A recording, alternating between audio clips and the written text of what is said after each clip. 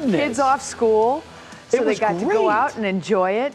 It's Beautiful. just beautiful. But it's not going to last, is it? It won't last. Actually, Matt's a little busy over there trying to concoct some things. Yeah, we could have a Thursday repeat, unfortunately. But we did manage to rally beautifully over the weekend. Great. After Thursday's ice storm and Friday was cold, Saturday we started to really shape up, and our city shined in the national spotlight during the NBA All-Star Weekend. Now, there were dozens of events across Cleveland all weekend long, and there were some big names in town, too. Yeah, last night's game was every bit the star-studded affair we thought it would be. We had, first of all, most of the greatest basketball players of all time here, not just the current greats, but, you know, the 75th anniversary team was also last night.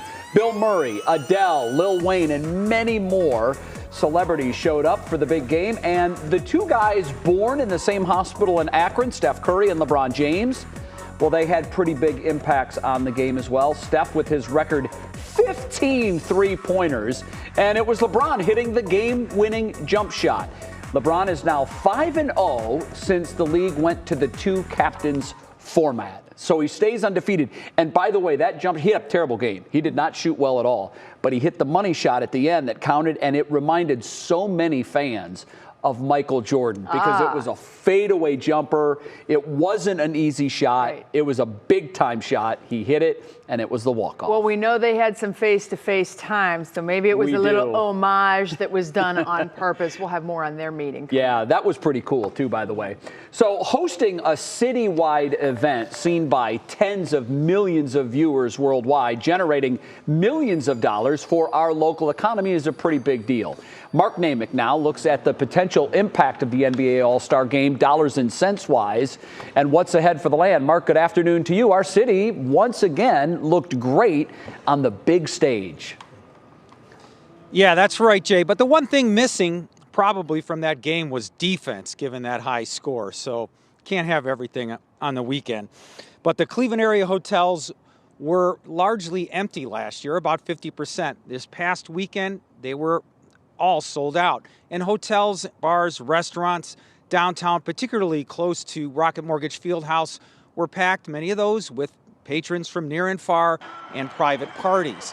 Now, the NBA is hoping that $100 million was generated here in Cleveland locally, though a lot of economists say that's typically inflated a little bit because it doesn't take into account some of the money that's lost through chain hotels and the expenses to taxpayers to put on such a big event. But the weekend did hit economically for many people here. It was a lot of preparation leading up to it because we knew we had a monster weekend ahead of us. The weekend was fantastic. Staff, customers, everyone had a lot of fun. Business was great. The staff made some great money, which is very important to us. And it was great for, to be on a national stage, and, local businesses, big and small, all capitalized from this weekend. The NFL draft, which was the last big event, and this NBA event, are big to the city. The NFL draft fell a little short because of COVID in those predictions, but they're both needed, both welcomed. And tonight at 6, we're going to talk to a locally owned hotel that benefited from this weekend, but was struggling because they opened just 10 days after COVID shut them down in 2020. Jay? Mark, we're on a nice run of hosting these national events, these big parties. What's next on the slate? What's coming to Cleveland next? Well, there's more sporting events. The big ones will be the NCAA Women's Final Four. Following within a year or two after that will be men's basketball, and then the National Championship Wrestling, which does draw a lot of people from all around. Will we see a Super Bowl? Probably not. Maybe we'll get another convention here. But the sports are driving it. But remember, what really folks need here are the week in and week out events. And right now the Cavs are driving some of that by being a top contender right now. That's what we heard from local patrons and restaurant and bar owners. Jay? 20 games to go in the regular season. The Cavs are certainly a playoff team, making a push to be one of those teams that hosts a series, that is the home team for one of those series. That would be huge for our economy as well. Mark Namick live from downtown Cleveland on What's New. Mark, thank you.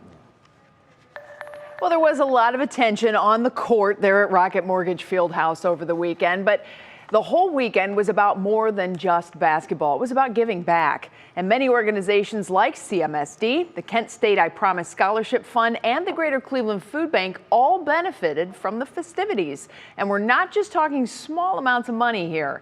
Our Isabel Lawrence spoke with the organizations about the impact this money will have.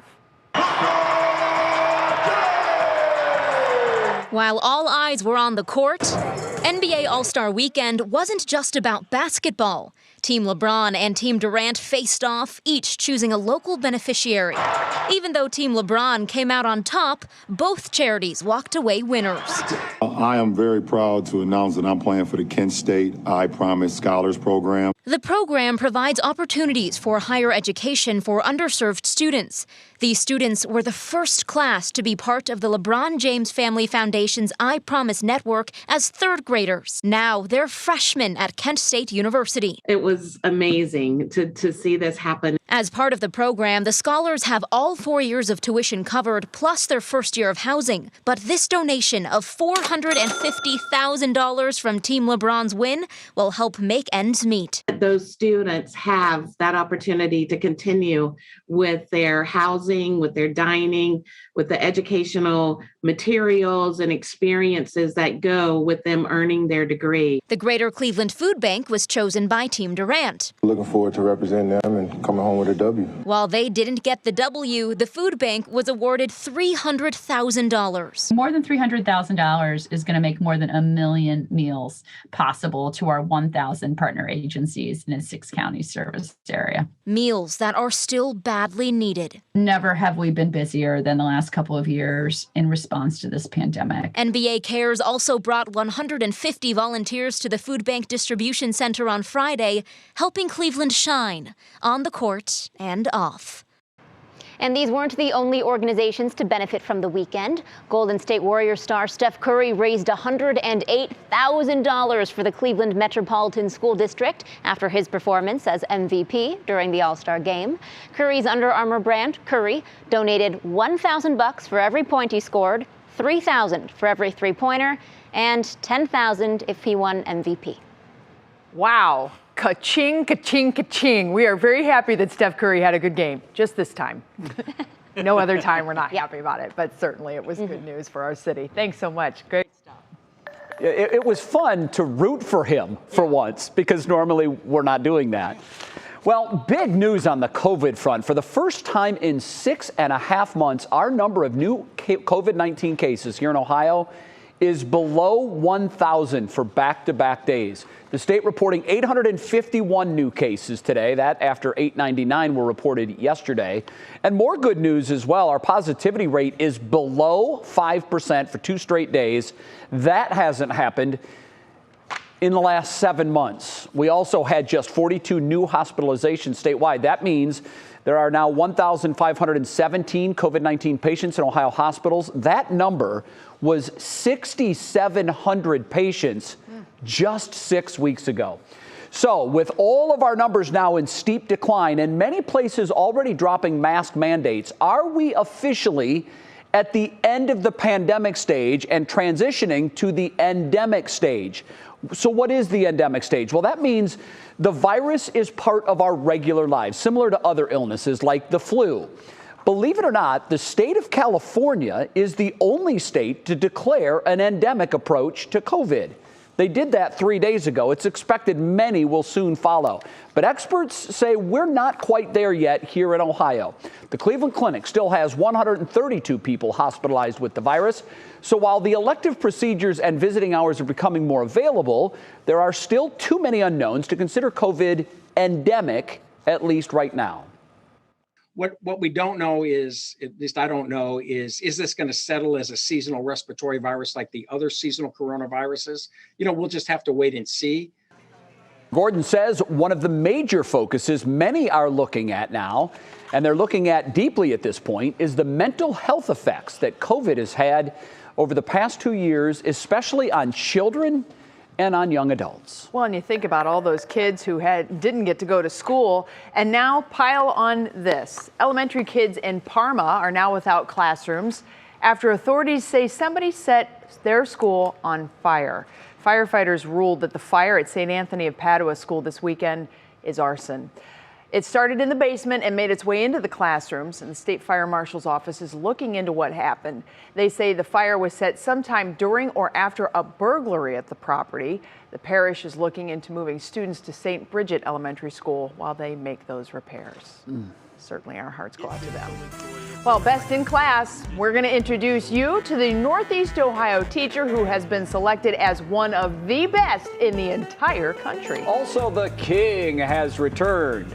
We have details about a new biopic featuring none other than Elvis Presley. And speaking about the king returning, here's Matt. What a lead-in. I know, right? It makes no sense. But I appreciate that, though, Betsy. You know, what a wonderful day today. We topped 60 in spots. I think we're going to do it again tomorrow. We've got some rain on the way, though, with system number 1. We'll deal with that, and then we'll talk system 2. That may bring some wintry mix and some snow back to the area, but that's after we talk warmth. 50s tonight. We're going to remain mild. Some rain moves in late. We got your forecasts next.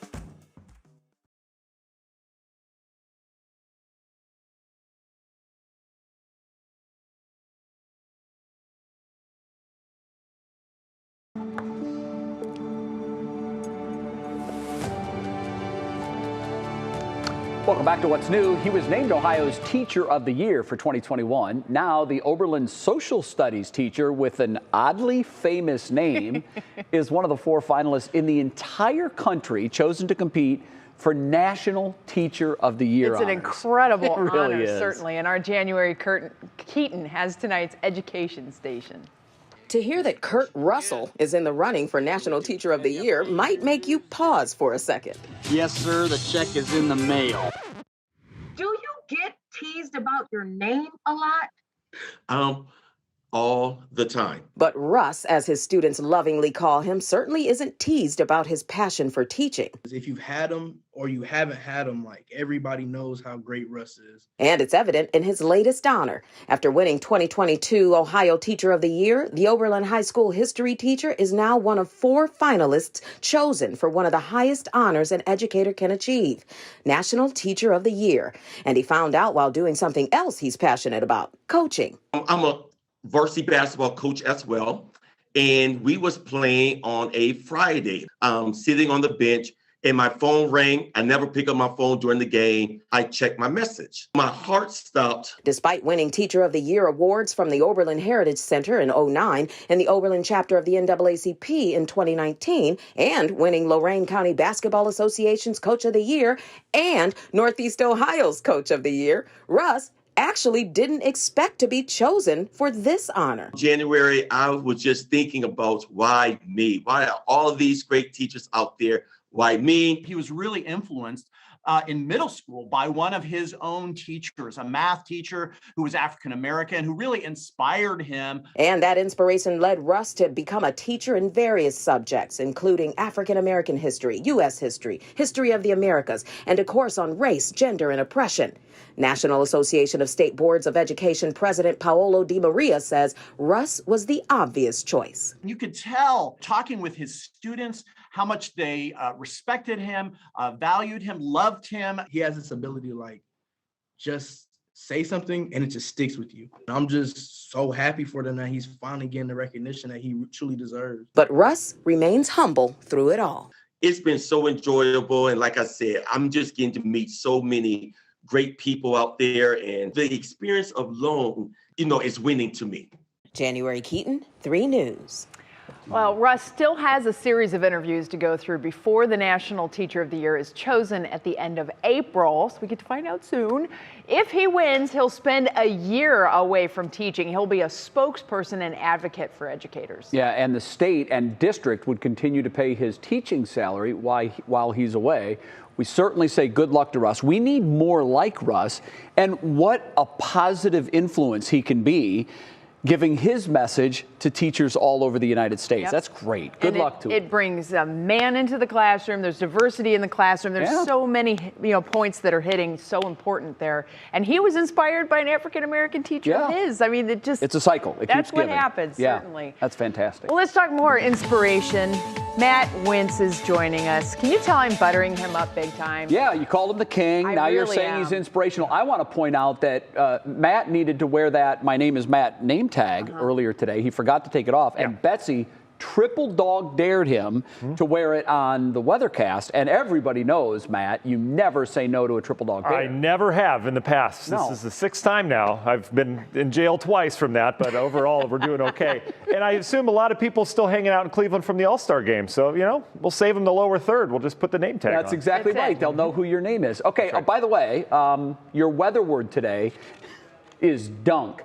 Because for me, the only thing that went wrong with All-Star Weekend slam dunk contest was the dunk contest. I heard so much about this. I want you to tell us more about this coming up in the next half hour. Horrible. They're almost killing this thing. It was bad. That's how bad it was. They should have done a layup competition. It was horrible. Would have been more exciting. Anyway. So work that into your forecast. It'll be the best dunk we've seen in a long time. By the way, what's up with these clouds, Matt? We had don't know. sunshine not too long ago. Yeah, I'm not sure, Betsy. I'm not going to focus on the near term. We'll go long term. It'll be dark shortly. No one will know what the weather's like. All right, here's your 3 things to know this week. We've got a rainy spring-like day ahead tomorrow. It's going to be nice temperature-wise, but we've got the rain moving in. Maybe some rumbles of thunder tomorrow as well. And then we deal with perhaps round 2, winter storm Thursday, Friday. Looks very similar to last week's storm system. And Arctic cold to start March. Boy, next week, there's a shot of Arctic cold that's going to be coming in here as it looks right now. Good news this time of year, doesn't take up residence too long. Temperatures, boy, this could stay around. We're in the 60s and upper 50s outside. Look at the warmth, not just for us, but all the way down towards the deep south. You also notice this. There is a huge demarcation line between 70, Kansas City, 1 in Pierre. It's about 500 miles. It is really setting up shop for a major winter storm for areas of the northern plains. For us, though, as this boundary gets developed, we're on the warm side of things. All rain with this one. Nothing to worry about with this storm system that comes in tomorrow. Gulf of Mexico moisture getting pulled into this system. All the heavy snow and icing will be north of Chicago. That's where the winter storm warnings and watches, even blizzard warnings, are out off towards the north. Yeah, we're going to be dealing with flood concerns, the Ohio Valley and Tennessee Valley with this one. Some of our renewed river risks are going to go up here with some of this rain over the next 24 hours. So National Design Mart hour-by-hour forecast, some showers tonight. Bulk of the rain moves in tonight with wave number 1. Notice temperatures stay right where they're at, near 50 degrees tonight. It's going to be mild waking up tomorrow. We'll have passing downpours throughout the morning hours. Midday, we bring in the next section of the storm, and this is going to have the heavy rain with it. It does look like a washout from noon through that evening rush hour. Some of this could come in the form of thunder as well. We've got a little instability. We'll push that out. We'll stay mild by tomorrow evening. You notice how it becomes a little bit more scattered. Actual frontal boundary move through tomorrow night, so we're at 50 degrees around 9. By the time we wake up Wednesday morning, much, much colder on the backside of the front. We're talking 20s with a brisk wind out of the west. Not a lot of snow with us, though. That's the good news. In terms of rainfall, we're talking half an inch, maybe over an inch in spots, especially if we can get some of the thunder with this. But then we say goodbye to that storm system, but we set up the cold. That cold comes in like a dunk across northern Ohio, and we're going to be dealing with another storm system Thursday, Friday. So we'll keep our eye on that as we go throughout next week, and we'll talk more about that storm in the next half hour. All right. Thanks so much, Matt. Certainly something to watch. TikTok flashback. How Lindsay Lohan, remember that name, she's going to be reliving one of her childhood roles on social media. Then this guy's having a very happy Monday. His slide into the new work week is worth the watch, and it's coming up next.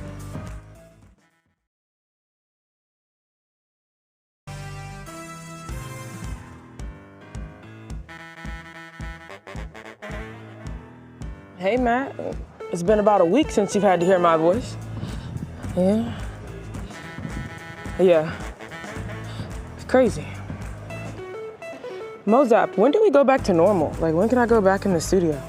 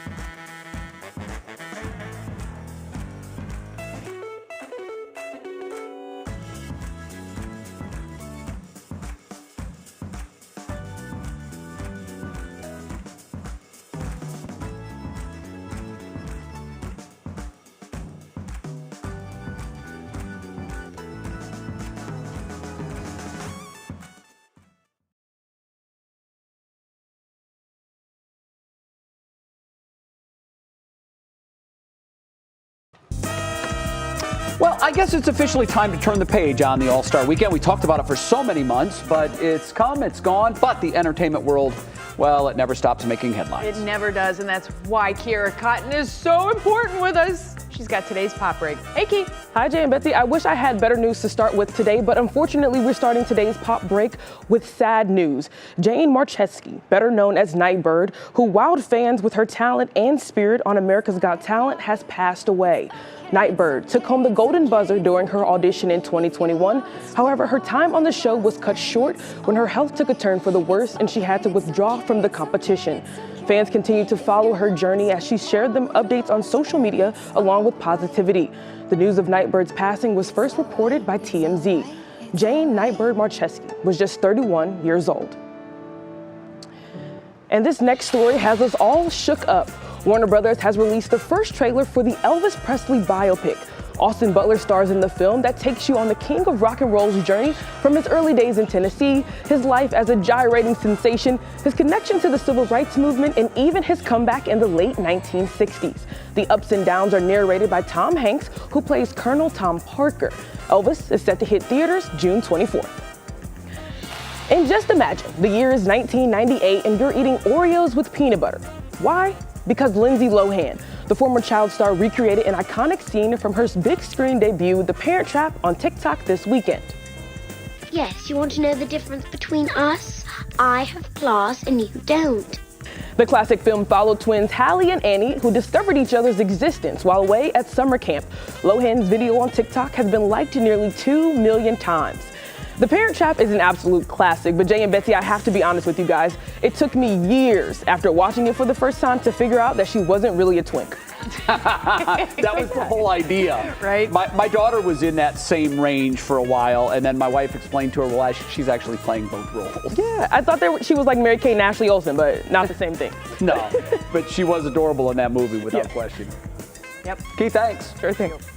Well, we all know kids love slides, but apparently dogs do too. This pup goes down once and isn't quite sure, but then decides to, grab his leash and get right back up there.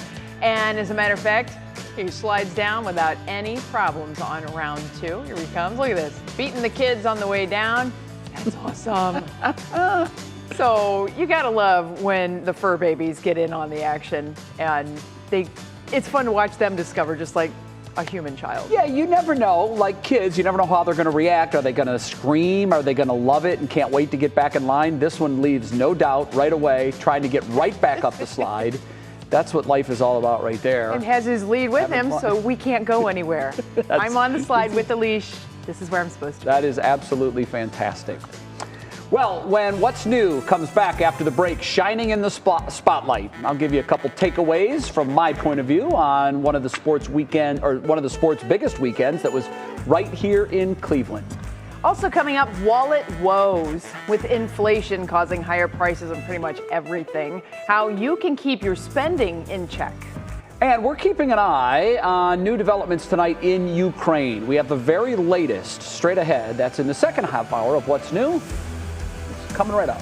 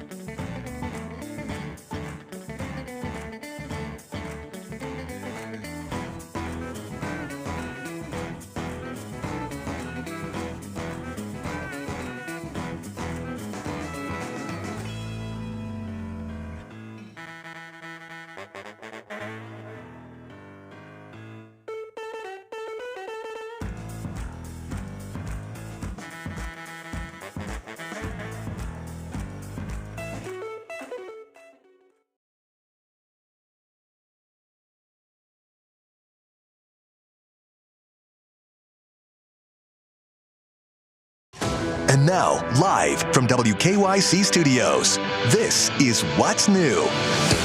We start now with 3 things you need to know at 5:30. We have major developments on the Ukraine crisis. Russian President Vladimir Putin formally recognized 2 pro-Russian regions of eastern Ukraine as independent states. It's a move that many experts see as a potential trigger for an invasion. I think that will precipitate military engagement between the Ukrainian and Russian forces, leading to, I think, maybe a full-scale war.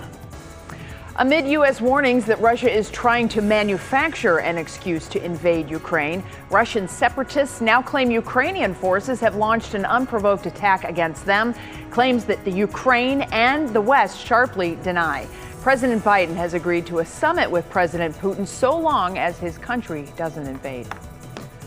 COVID cases are now at their lowest stretch in more than 6 months. Each of the last 2 days, our daily case count was below 900. Today, the state reporting 851 new cases. Also, we had just 42 new patients admitted to hospitals statewide. We now have just over 1,500 COVID-19 patients in Ohio hospitals. That number is down more than 5,000 patients in just the past 6 weeks.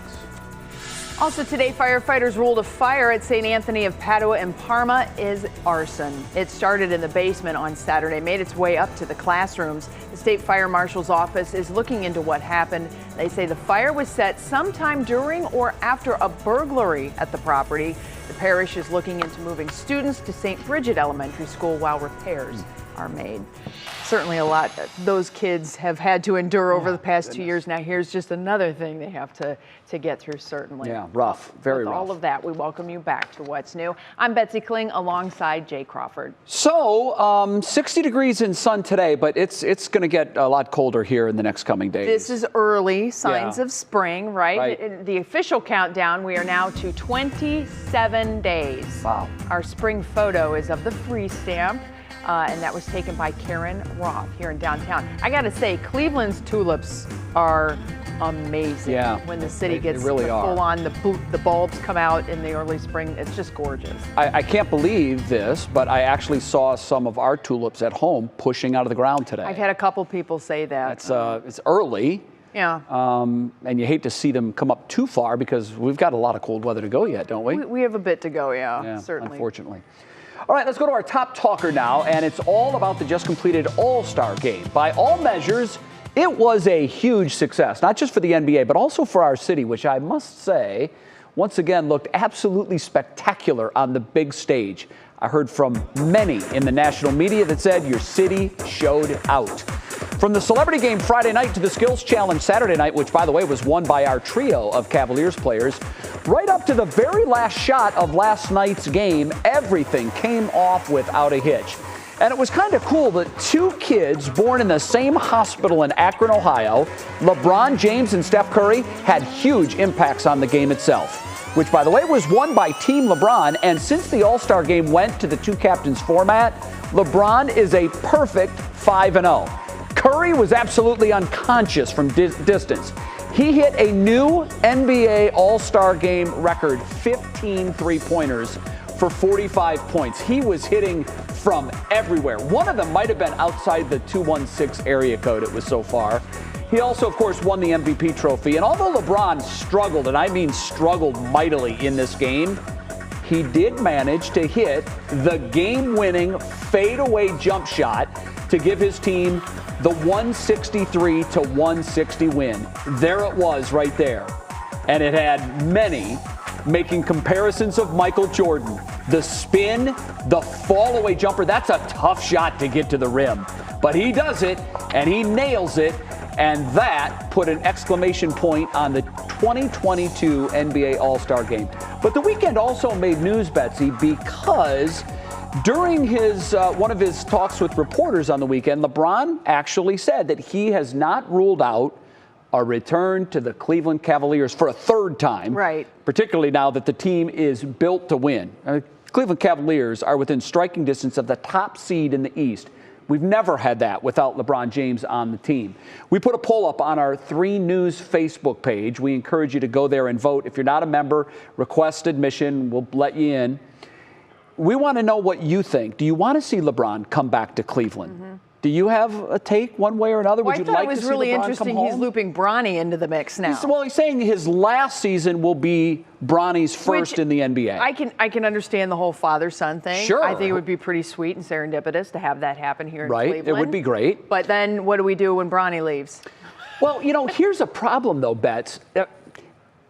No one really knows if Bronny's going to be an NBA prospect. Right now, he's not even in the top 50 high school players. Oy. So, at times he looks terrific, and then at other times he looks pretty average. Mm-hmm. So I don't even know that anybody has decided for sure that he's going to be an NBA player. You'd think because he's LeBron's son that he would, but go to vote. Let us know what you think. Quite frankly, I'm not going to be surprised if you say no on this one. You spoke of the national media being here, and I just so happen to have the swag bag that was given to the national media. Nice things in there as well. So yeah, it's like 100 media outlets plus here. They got a little card, but this is a few little city swag things, water bottles and hats and a key opener or a bottle opener from the Rock Hall. But what's the most valuable thing in there? Well, the interesting part is everything else is from minority and women-owned businesses. Yeah. So we've got popcorn and snackies and almonds and Anna and the Raw snacks. And I mean, it's just like a little welcome to Cleveland. Here's some things to nosh on. We love to feed people here, as we all know. Cleveland always does that so well. And yeah, it's pretty sweet. They really do. So I think it's great. And of course, there was some hand sanitizer. Yeah, sign of the times. Yes. A mask in there or no? No. Masks are fast becoming things of the past as you look around. You rarely see them. I'm excited about this. Destination Cleveland. Yeah, that's cool. A nice little That's very nice. cap, Yeah. so. You got to leave them with a good taste in their mouth because they're going to go talk about our city. They're going to write about it. They're going to talk about it. And with all the big events we've hosted over the last, really going back to the 2016 for the RNC, they've always left here happy and with good things to say about our city. Well, with Back Attack snacks, I'm pretty sure that they're going to be happy. Yeah. Little taste buds will be. All right. It is Money Monday, everybody. And today we are tackling inflation and ways to save. Americans are really starting to feel the pinch in our wallets and our bank accounts. Last month, the Consumer Price Index jumped 7.5%. That's the fastest gain since February of 1982. Bottom line, everyday items now costing us more money. So how can you save some of your money? Well, start with apps. Let the app help you out because things like couponing. Well, this expert, Rachel Critch, says that Target lets you scan a product in your cart to see if there's a coupon available for it. So that's an easy way to get that reminder. Also, you can plan out your meals and search for sales and coupons. And lastly, some experts say to pay attention to cost per product on the price of something. Now, it's interesting because the price that you are paying may not have changed, but how much you are buying for that price may be changing, meaning you're getting a smaller amount, like 16 ounces versus 12 ounces, certainly.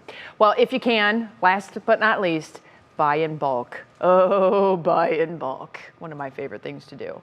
And then I find out I bought too much. Still ahead for us, everybody. We'll introduce you to a black physician who helped break barriers in Cleveland hospitals and used his influence to help the city elect its first black mayor. Plus, Stephanie Haney is next with Clicking in Cleveland. She's going to have some of your comments on LeBron saying that he hasn't ruled out a possible return to Cleveland. But first, Matt's back. Name tag's gone, but Matt is back with his weather in a jiffy. Hi, Matt. You are Matt, right? Didn't even leave a mark. It's one of those. Beautiful. Yeah, we paid an extra $1 for those. You guys, I have some video today. This was Jay outside earlier today in the sun. Really, I know it's really bright this time of year. It's been a while since we've seen it, but you look great. The tan looks good. I know you had to wear that protection earlier. Got to be careful. So appreciate that. We'll be back to let you know how long this lasts. Coming up.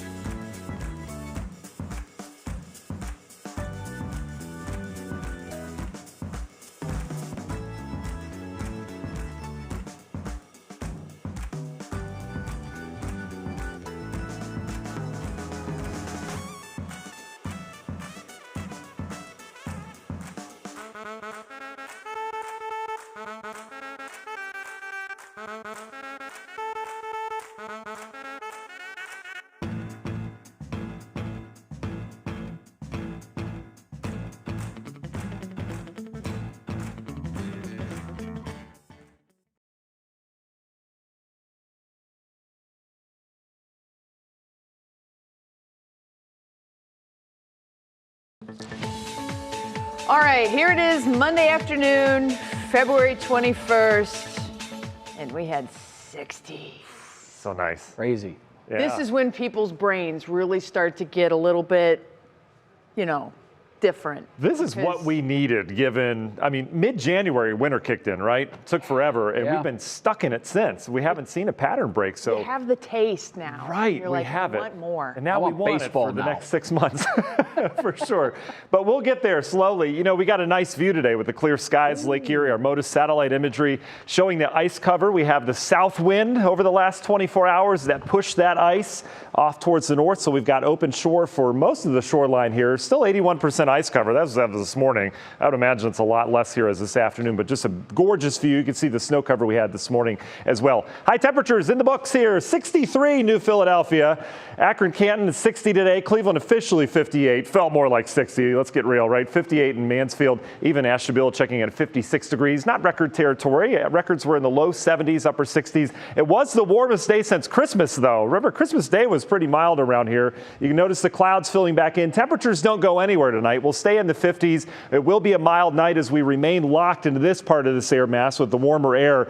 Boy, is it cold. You get up towards the UP of Michigan, they're talking temperatures in the teens. It's one in areas of North and South Dakota. There is a fine line between the Arctic air and the warmer air down to the south, and that spells storm system. We're going to stay on the warmer side of this one. This will bring lots of rain to the area tomorrow. We've already got a lot of Gulf moisture heading into this. You notice all the winter activity to the north. We deal with flood concerns. We don't need any more rain with the snow melt we've had and the rain last week. Unfortunately, we're going to get more of this, so we may have some renewed flooding as we get on into the daytime tomorrow, then especially by tomorrow night with another ½ inch, maybe over an inch of rain. So how does that spell out? National Design an hour-by-hour forecast. Couple showers here this evening. More rain tomorrow, though. We'll likely see a couple waves of this. Wave perhaps tomorrow morning moves through. Another solid block of rain midday through early afternoon. Wouldn't be surprised, a couple rumbles of thunder, especially further south you get with this. We will have some instability, and then you can see that final wave pushing through as we get into the evening hours. We'll remain mild all day tomorrow with the rain. It's tomorrow evening,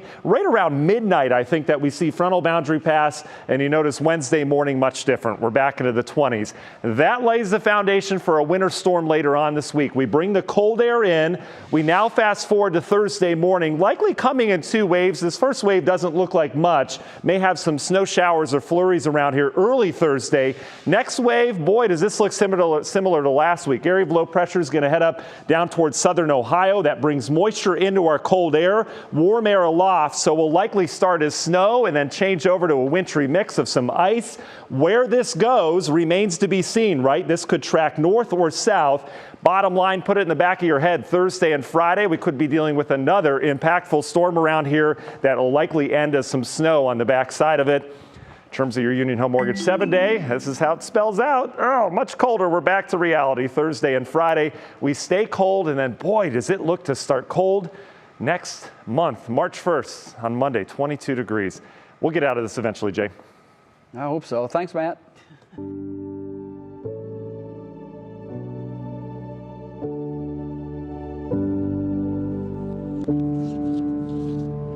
Well, throughout our Black History Month coverage, we've touched on politics, Olympics, the arts and entertainment. But did you know that the 2022 theme for Black History Month is health and wellness?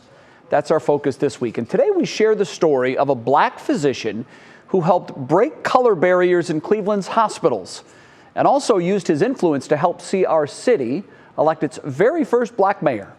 Here's Danielle Wiggins. Dr. Kenneth W. Clement was a physician and civic leader who is also remembered as a leading advisor to Carl Stokes, Cleveland's first Black mayor. A graduate of Central High School, Oberlin College, and Howard Medical School, he went on to serve in the U.S. Air Force. Clement completed his internship and residency there while also attaining the rank of major. Clement returned to Cleveland, where he practiced at Forest City, Marymount, and St. Luke's hospitals. Presidents Kennedy and Johnson both appointed him to national advisory roles, and he also served as national director of the NAACP and Urban League. Dr. Clement passed away in 1974, but his values and love of education are instilled today at the Boys Leadership Academy in Cleveland that bears his name. Wow. Next up for us, bye-bye Beijing. We'll show you the final worldwide medal count as the Winter Games wrapped up. Then a moment between two legends. Pretty special here. What LeBron James has to say about this interaction with his idol. We'll also hear about their personal relationship when What's New comes back.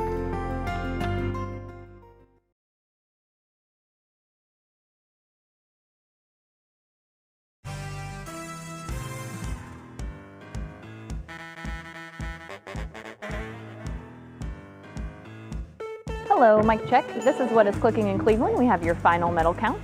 Okay.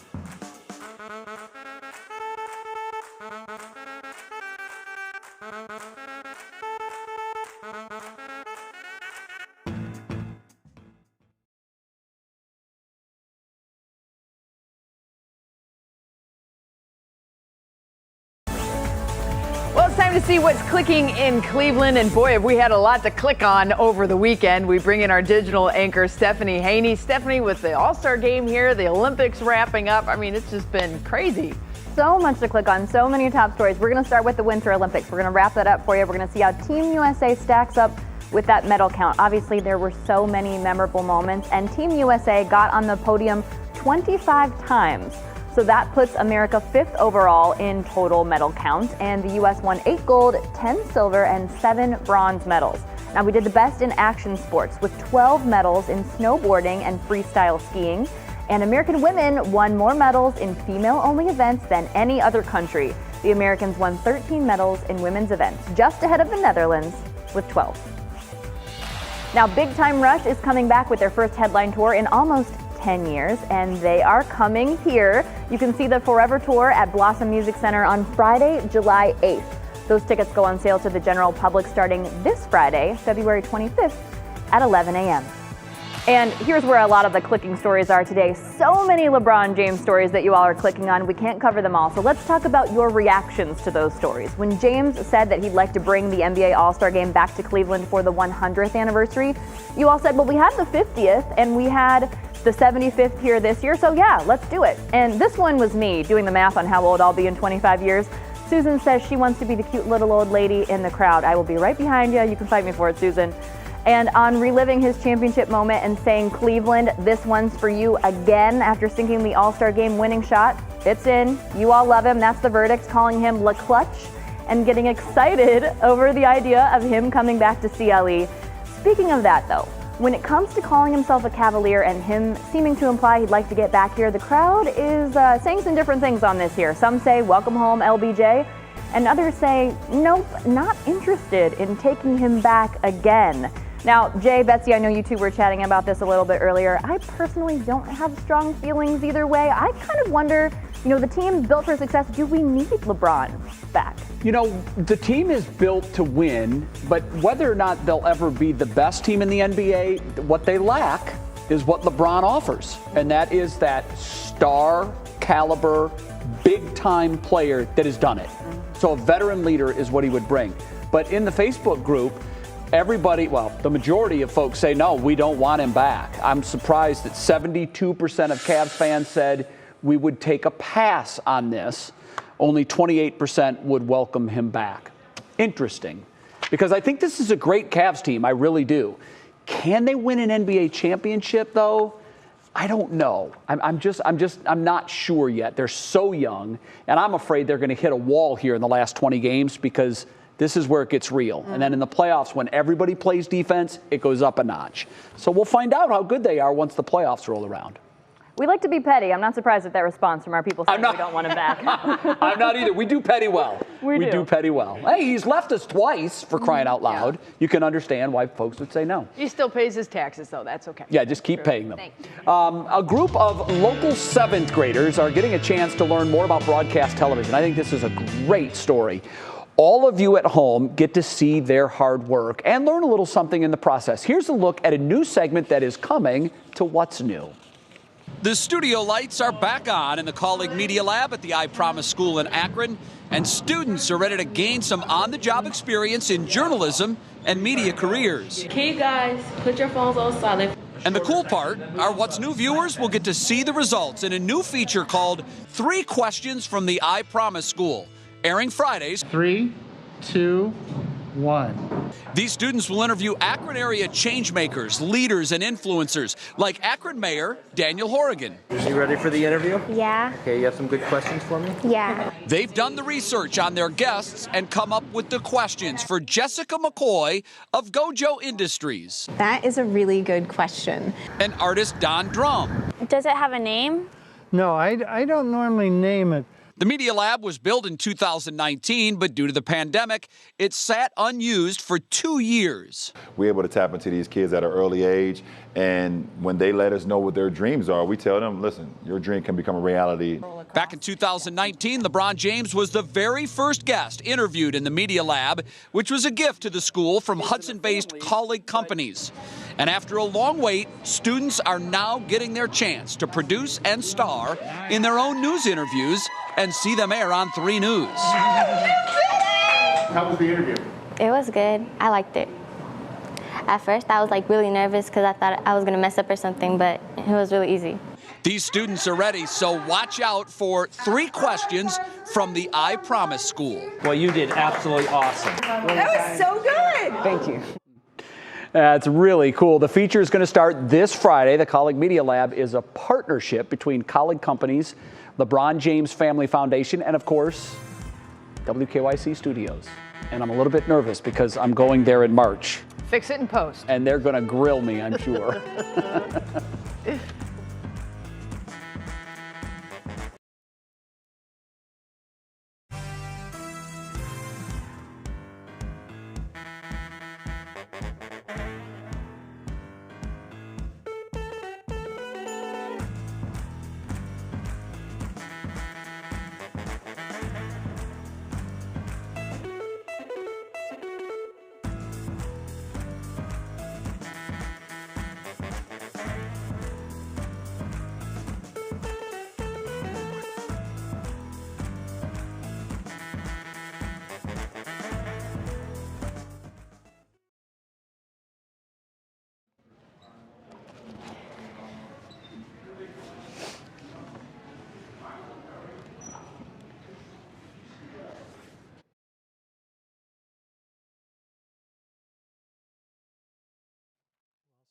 Was here. We all hung up. You all hung. Al, how are you? Testing. Good evening. Thanks for being with us.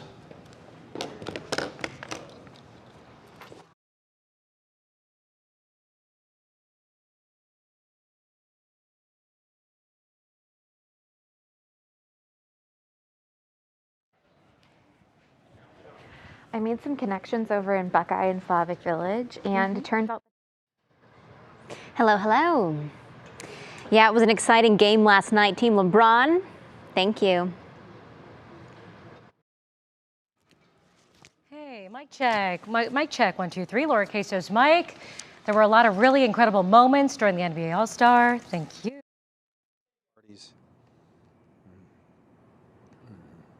Hey, Al, how are you? You got me? Not all bars and restaurants were busy this weekend.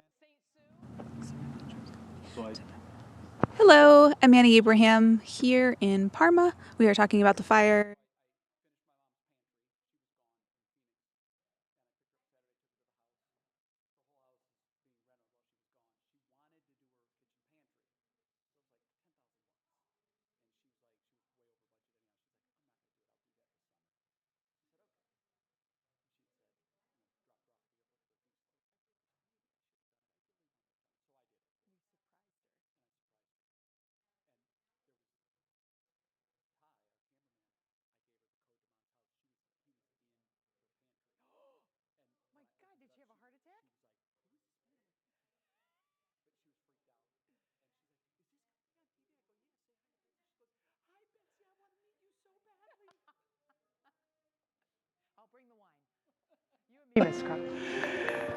Well, there were a lot of really cool moments from the NBA All-Star Weekend, but this was my favorite.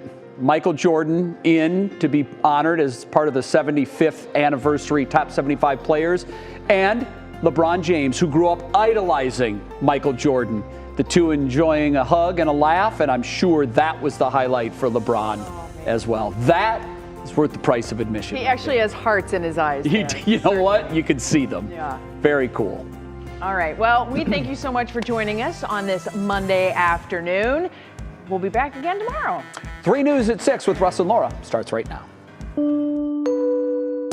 Now at 6, arson investigation. A Parma school building is gutted by fire. We'll have the latest. Also, invasion imminent? Ситуация на Донбассе вновь приобрела критический. Tensions grow after U.S. intelligence officials say they now have evidence that a Russian invasion of Ukraine could come soon. All-Star rebound. The NBA All-Star Weekend festivities seem to have been a win-win for all involved, especially for those downtown businesses hoping to get back on track. And entering the endemic. With COVID cases dropping to levels we have not seen since the summer, there are new signs tonight. The pandemic, as we know it, is entering a new phase. Live from WKYC Studios, this is 3 News at 6 with Russ Mitchell and Laura Queso.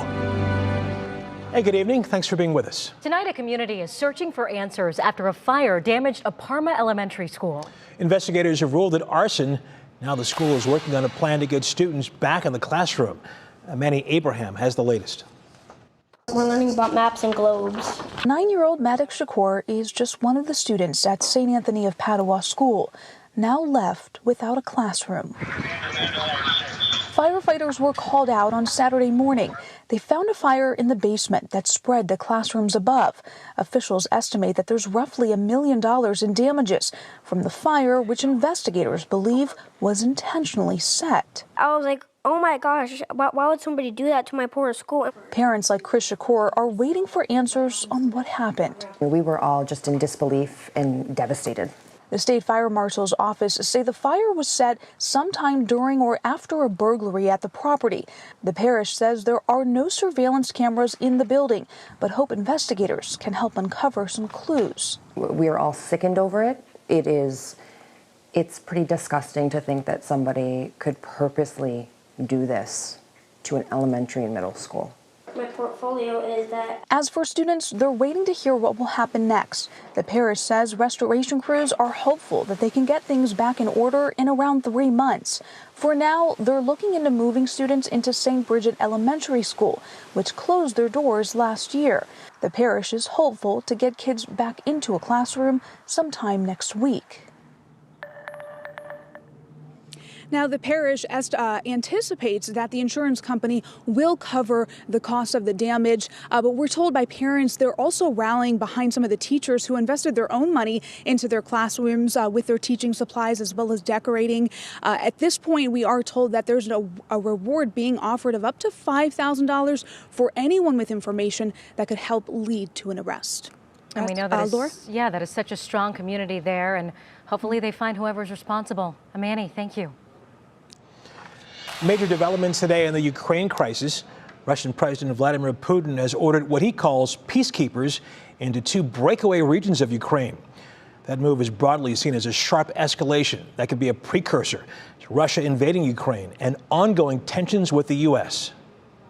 I think if he's going to recognize them, that could be the first step toward a full annexation. I think that will precipitate military engagement between the Ukrainian and Russian forces, leading to, I think, maybe a full-scale war. Amid U.S. warnings that Russia is trying to manufacture an excuse to invade Ukraine, Russian separatists now claim Ukrainian forces have launched an unprovoked attack against them, claims Ukraine and the West sharply deny. President Biden's national security advisors assembled at the White House today after NBC News confirmed that U.S. intelligence shows President Putin has already given the order to invade Ukraine. Any military operation of the size, scope, and magnitude of what we believe the Russians are planning will be extremely violent. It will cost the lives of Ukrainians and Russians, civilians and military personnel alike. Another development today, President Biden has agreed in principle to a summit with President Putin, provided there is no invasion. Well, it is alive in the land. Cleveland proved again it can host a citywide event seen by millions that generated millions for the local economy, too.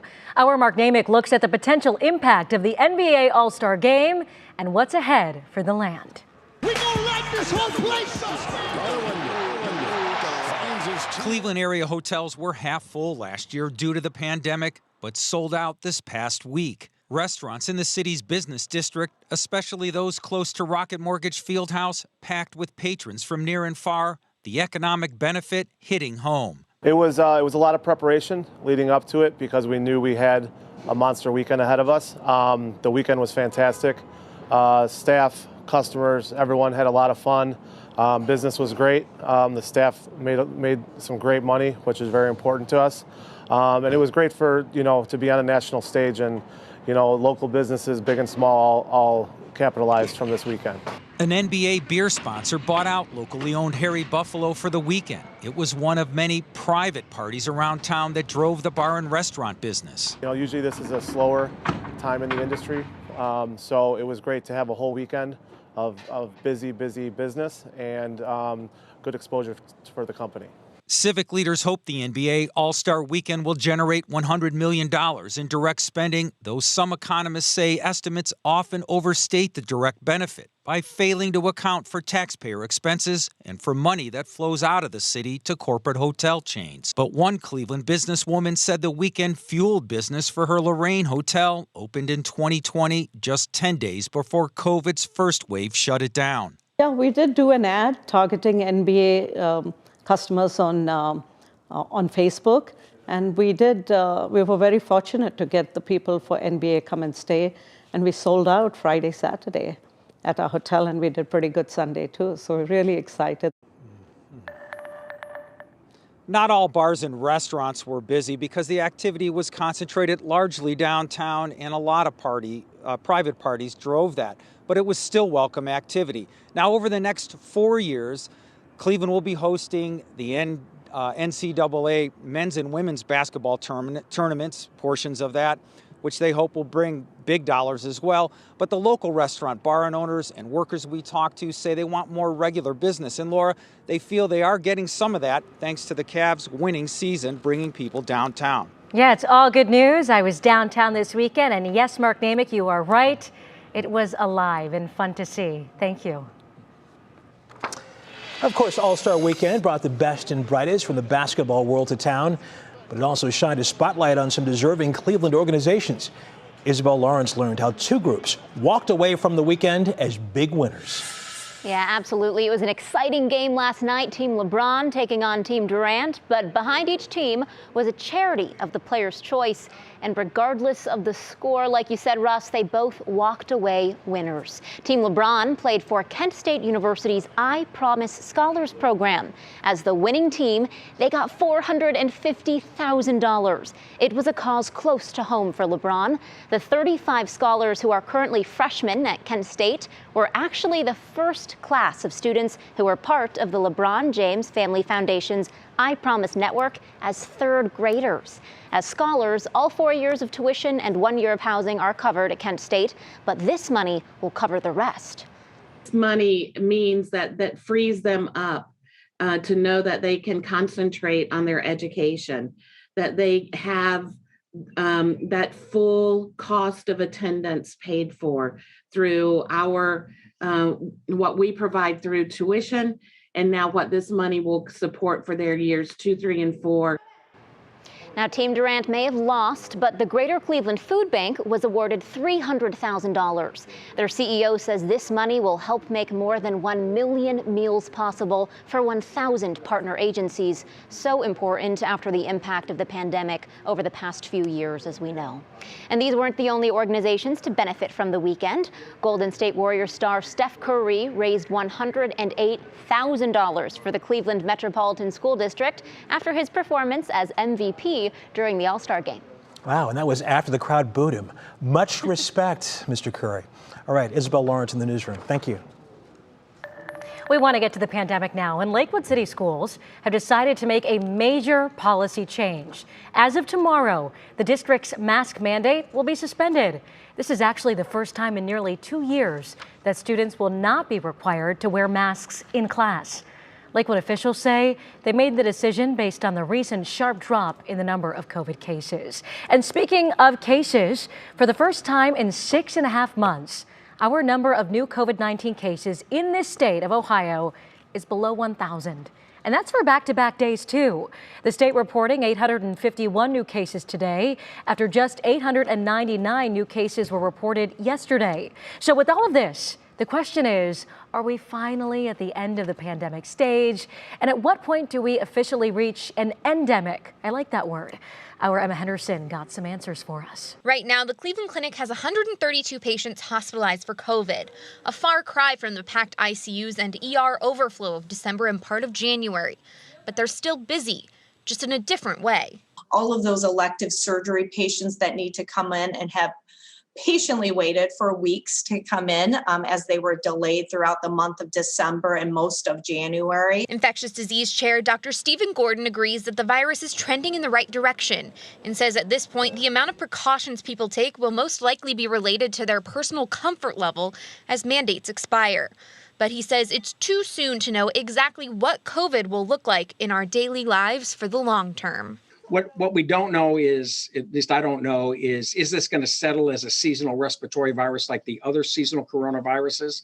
We'll just have to wait and see. California is the first state that will be treating COVID as endemic, meaning it will likely be part of our long-term reality. More of a big picture approach he anticipates the CDC will also begin to take. In pivoting to what I would call preparedness for the next surge or the next respiratory pandemic, as opposed to predicting the modeling. So is COVID going away? No, but now the focus is on how to handle it moving forward. And as these cases continue to trend down, the Cleveland Clinic urges us to remember healthcare workers haven't slowed down. So they're asking people who visit to agree to this form, outlining appropriate behavior in the hospital, including being kind to employees. So it feels better, but we still have stressed teams, and we understand our community is still under a lot of stress, not only from the virus, but from everything else going on. The Cleveland Clinic anticipates that guests will be required to mask up for the foreseeable future, but they have expanded the number of visitors permitted for a patient to 2 now that the Omicron surge is over in Northeast Ohio. All right, Emma Henderson live for us tonight. Emma, thanks.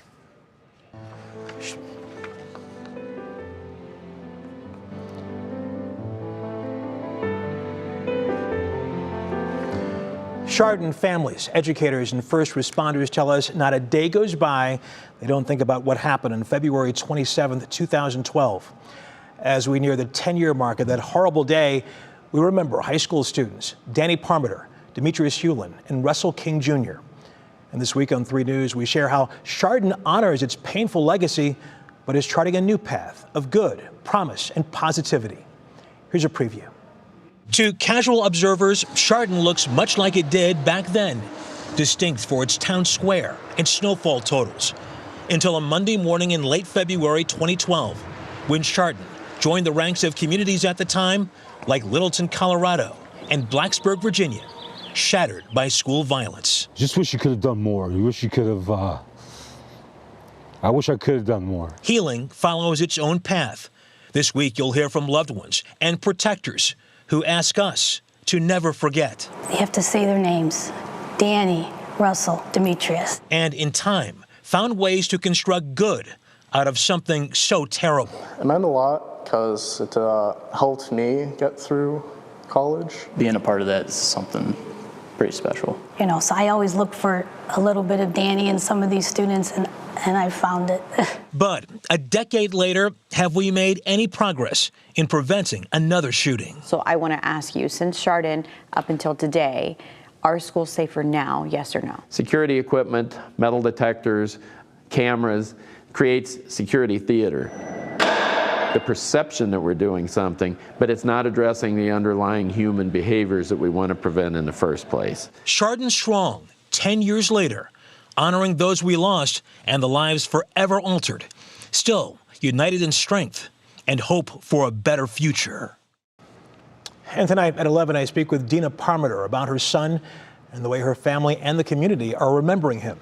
That's tonight on What's Next at 11. Coming up in this broadcast, in the spotlight, some of the Cavs players stole the show during the NBA All-Star Game. And fight on court, with the 2 college teams involved in a bench-clearing brawl on the hardwood, are now saying about what happened. And of course, Betsy's here with a look at the forecast. A++ day. Yeah, we did okay, right? 58 degrees, not a record setter, but we're good to go. That was certainly felt nice. Of course, things are going to be changing for us. We may have some more ice headed our way this week. I have details on all of it straight ahead. 3 News at 6 is sponsored by Calvetta Brothers Floor Show. It's time to fall in love again with your home.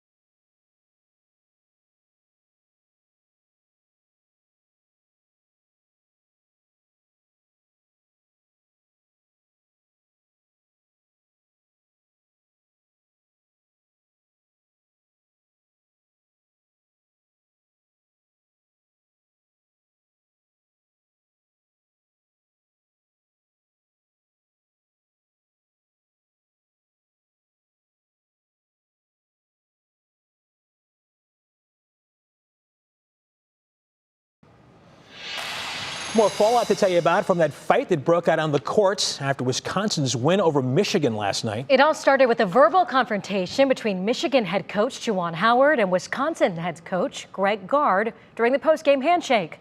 Well, Gard physically stopped Howard from moving past him, and the two men exchanged words. Things then escalated when Howard took a swing at a Wisconsin assistant coach. During a news conference after the game, both coaches defended their actions. I think that was very uncalled for him to touch me as we were verbalizing and communicating with one another. So that's what ended up happening, and that's what escalated it. And he came up to me and pulled his max down and said, "I'll remember that." And he started pointing it at me and tapped me in the chest. And I said, "Hold on. Let me explain to you why I took the time out." The Big Ten released a statement earlier today saying the league is investigating the incident. Can you say fines? Maybe. Right? Expulsions, all those kind of things. Something big's coming. Interesting. Oh, well. It is now 6:17, and Laura has already given her grade, so I'll give it as well. Can you beat it? Triple A. You said double A? I said A++. Yeah. Okay, triple A++. He always has to one-up me. Oh, See, yeah. Betsy? That's me. I'll take bonus points because I think you're going to be saying minus, minus, minus later this week. So it all kind of works out, certainly. We have temperatures that are going to hold steady in the 50s tonight. At least through the early part of the night, we'll probably be in the 40s to start the day tomorrow. But clouds are definitely here, and they're going to be staying with us. It is still 61 right now in tropical Dover, 53 Elyria, 55 at the Cuyahoga County Airport. But look what's just to the south of us today, 60s and 70s in Kentucky, down into the Tennessee Valley. But then on the backside, and when we say backside, we do talk about the storm system that is a brewing. There are temperatures in the single digits right now in the Dakotas. That is headed our way, and pushing out ahead of it is a pretty potent cold front. And we're going to have a series of waves that move through the area over the next few days. And as that comes through, we will have a whole series of different precipitation types coming at us. But you can see there's a big area of low pressure in the upper part of the atmosphere out here in the western part of the states.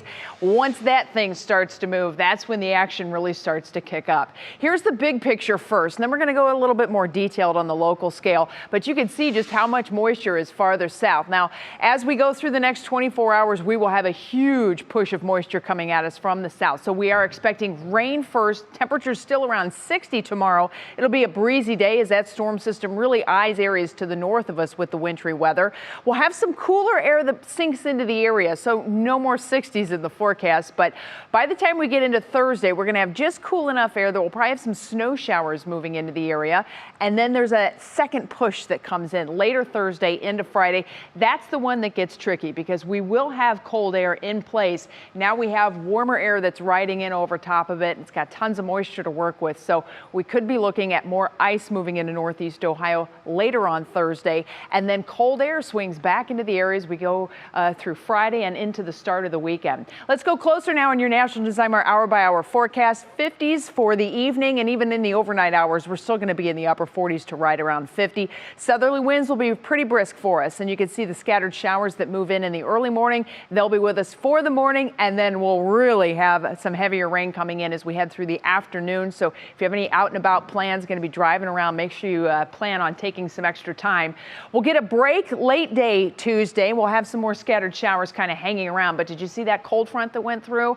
And this is really where the cold air starts to come in, and that sets the stage then for as we head through the middle to end of the week.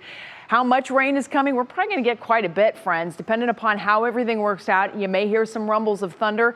We could be looking at anywhere from 1/2 to 1.5 inches of rain across most of northern Ohio. Here's your Union Home Mortgage forecast. We're right around 60 tomorrow, but then the 40s invade, and we're down in the 30s for most of the day on Wednesday.